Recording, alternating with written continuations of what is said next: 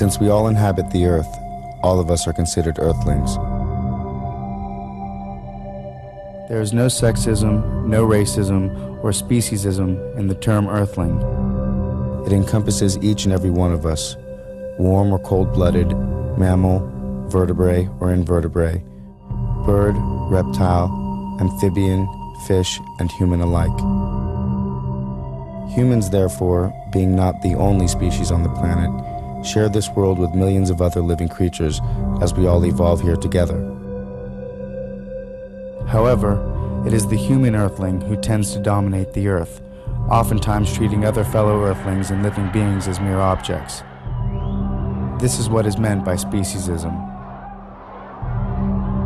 By analogy with racism and sexism, the term speciesism is a prejudice or attitude of bias in favor of the interest of members of one's own species and against those of members of other species.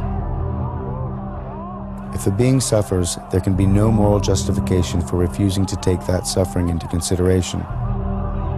No matter what the nature of the being, the principle of equality requires that one's suffering can be counted equally with the like suffering of any other being.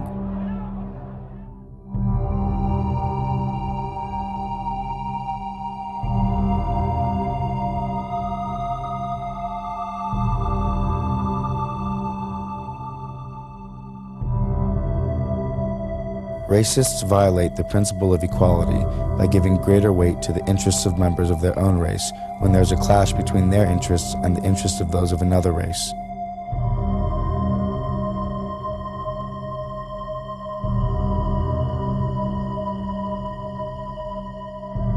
Sexists violate the principle of equality by favoring the interests of their own sex.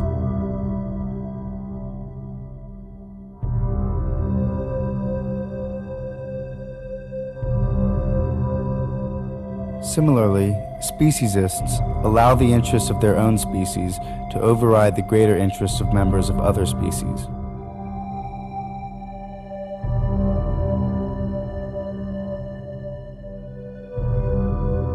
In each case, the pattern is identical.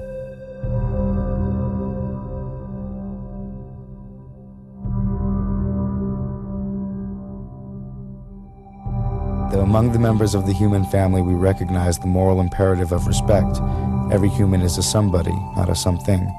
Morally disrespectful treatment occurs when those who stand at the power end of a power relationship treat the less powerful as if they were mere objects.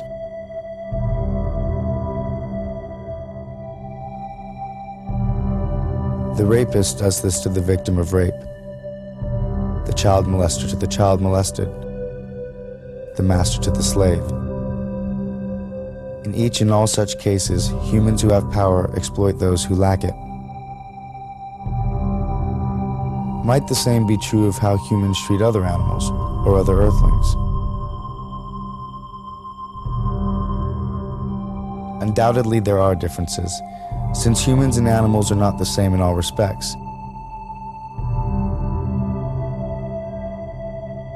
But the question of sameness wears another face. Granted, these animals do not have all the desires we humans have. Granted, they do not comprehend everything we humans comprehend. Nevertheless, we and they do have some of the same desires and do comprehend some of the same things. The desires for food and water, shelter and companionship, freedom of movement and avoidance of pain. These desires are shared by non-human animals and human beings.